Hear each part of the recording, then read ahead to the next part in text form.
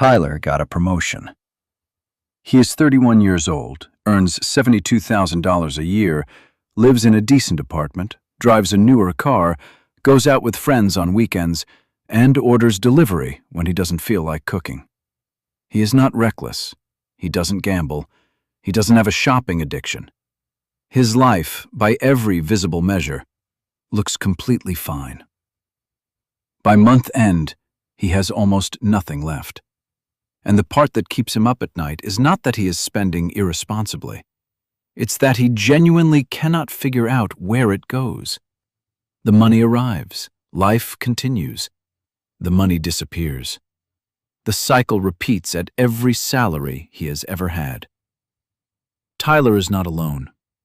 67% of Americans are currently living paycheck to paycheck. Not just people on low wages. People earning $80,000, $100,000, $200,000 a year. 50% of people earning six figures are in the same position. The cycle continues up every step of the income ladder because the traps move with you. They feel normal because they are designed to. Not one big problem, 10 small ones. I'm going to show you all 10. Trap 1. The subscription blind spot. The average American believes they spend $86 per month on subscriptions. The actual average is $219. That gap, $133 per month, is money leaving your account every single month that you have forgotten about. It is not one large payment. It is 12 to 18 small ones. A streaming service, a music app, a meditation subscription signed up for in January, cloud storage from a plan you upgraded 2 years ago, a news site you haven't opened in 7 months, a fitness app that sends you a birthday coupon you have never clicked. None of these feel like choices anymore. They run in the background automatically, month after month. Over 12 months, the gap between what Tyler thinks he spends on subscriptions and what he actually spends is $1,596. The fix is 20 minutes once a month. Open your credit card statement. Find every recurring charge. Ask one question about each one. Did I use this in the last 30 days? If no, cancel it. Tyler canceled 4 subscriptions last Tuesday. He didn't miss a single one. Trap 2. The car payment cycle. The average new car payment in 2025 is $767 per month. Per year, that is $9,204. Over a typical lease term, you pay in the range of $30,000 to $40,000 and hand the car back at the end with nothing. Then you sign a new lease. Tyler has been on car payment plans since he was 24 years old. He treats the car payment the same way he treats his electricity bill, a permanent cost of being alive. Over 12 years cycling through leases, he has paid approximately $92,000 in car-related costs and owns nothing. No equity, no asset. A new car loses 15 to 20% of its value in year 1 alone. You pay for that depreciation immediately and completely. A reliable used car, purchased with a short loan or outright, builds equity. You make the payments, you own the asset, the payments stop. You drive it for years with 0 monthly obligation. The difference over a decade is not just money. It is the difference between renting your transportation forever and owning it. Trap 3. The buy now, pay later trap. 91.5 million Americans used a buy now, pay later service in 2025. Total spend, $122 billion. 47% of BNPL users paid late on at least one loan in the past year. Over half say they cannot make ends meet without it. Buy now, pay later looks like 0 interest. It looks like 4 easy payments. It looks nothing like a credit card. That is not a coincidence. It is a design decision. The debt is identical to any other debt. The obligation is identical. Only the packaging has changed, made deliberately to feel like a tool when it functions as a trap. Trap 4. The minimum payment illusion. The current average credit card APR is 21.52%. On a $5,000 balance, paying only the minimum, roughly $35 a month, takes 23 years to pay off. Total interest paid, $5,800. You pay back almost twice what you borrowed. Of that $35 minimum payment, $28 goes to interest. $7 reduces your actual balance. You are paying to stay in the same place. Paying an extra $50 per month, $85 instead of $35, cuts repayment from 23 years to 7. Interest saved, over $4,000. 16 years of your financial life reclaimed for the cost of skipping one dinner out per week. The minimum payment is not responsible management. It is a subscription to your own debt. Trap 5. The convenience tax. The average American now spends $1,566 per year on food delivery specifically. Not restaurants, delivery. Food plus the delivery fee, the service fee, the small order fee, and the tip. Tyler orders 4 times a week. His average order comes to $41.49. The food itself is worth about $24. He pays $17 in fees every single time for the privilege of not driving 8 minutes. Per month, $312 in delivery. Per year, $3,744. Over 10 years, $37,400 before any price increases. Not $1 of that builds anything. The convenience tax does not stop at delivery. It is express shipping on things that are not urgent, premium tiers on services you barely use, upgraded memberships, the fee that saves you 45 minutes and costs you $26. Every one of these feels like the obvious, reasonable choice. That is by design. Trap 6. Lifestyle inflation. Tyler got a $14,000 raise last year. He upgraded his apartment $400 more per month, leased a newer car, $150 more, upgraded his clothing, dining, and streaming. By the time the dust settled, his month-end bank balance was $310, $10 less than before the raise. The raise made it slightly worse.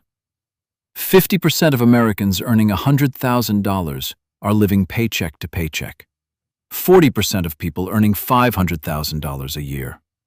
The percentage at every income tier is nearly identical because spending scales with income automatically unless you deliberately stop it.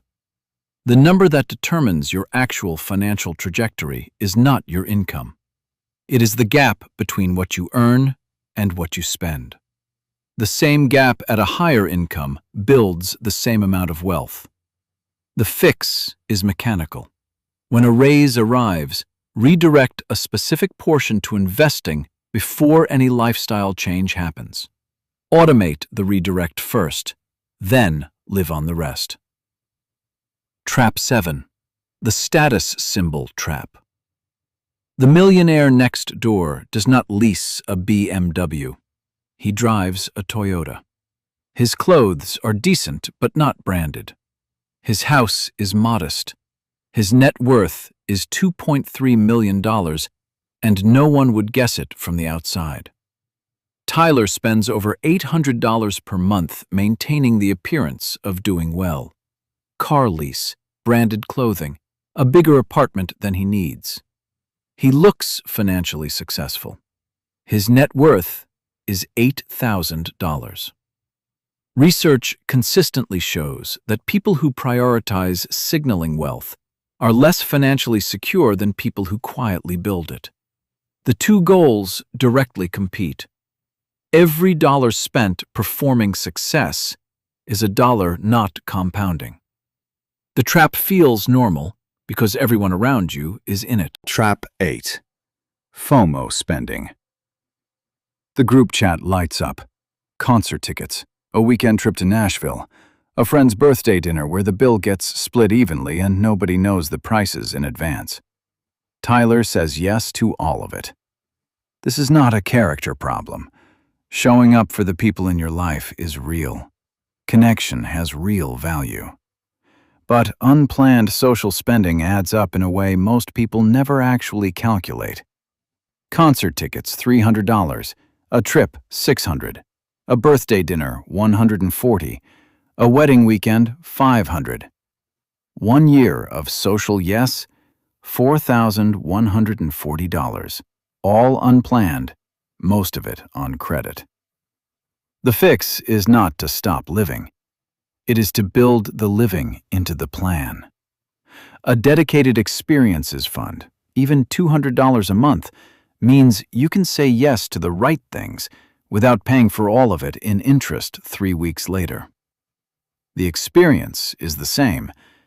The aftermath is completely different. Trap 9. The save later delay. Tyler at 25. I will start when I hit 65,000. Tyler at 28. When I hit 80,000. Tyler at 31. Next raise, definitely next raise. The goalpost has moved at every income level. Not because of laziness, because saving feels equally hard at every income level. There is no salary at which it becomes psychologically easy to divert money before you spend it. Tyler has been waiting for that feeling to arrive. It doesn't. An investor who starts putting $300 a month away at age 25 at a 7% average annual return will have $1,100,000 at 65. The same investor starting at 35, same monthly amount, same market return, same discipline, will have $540,000. Same habit, same effort, only difference, the start date. Cost of waiting 10 years, $560,000. There is no version of the future in which starting later was the right call. The best time to start is today, any amount. Trap 10. The upgrade cycle. Tyler has been on a phone payment plan since he was 23 years old. He has never owned a phone outright. Every 18 to 24 months, a new model arrives, the old plan rolls over, and the cycle resets. His current phone makes calls, runs every app, takes good photos, holds a charge. It works. But the new one has an 8% better camera and a slightly different shape, and a marketing campaign has been working on him for 3 months. Over 10 years, Tyler's device payment cycle has cost $21,600. Nothing to show for it except a series of marginally different screens he no longer owns. The rule is simple. Use it until it breaks. Set a minimum hold period of 2 years. When the upgrade ad arrives, let it pass. What you are buying when you resist is freedom from the cycle and the compounding of everything you redirect instead. These 10 traps are not character flaws. They are the designed result of systems built specifically to extract money from your account while feeling like normal life. The subscriptions were built to be forgotten. The car lease was built to feel like rent. The buy now, pay later was built to not feel like debt. The minimum payment was built to feel like responsible management. None of them are accidents. All of them are intentional. Awareness is the only defense that costs nothing. And awareness starts with being able to name them. Tyler can name all 10 now. He is canceling subscriptions. He is making more than the minimum. He is not upgrading his phone this year. He is not there yet, but he is no longer walking over hidden trap doors in the dark. That is how it starts. My name is Cody, and I'll see you in the next one.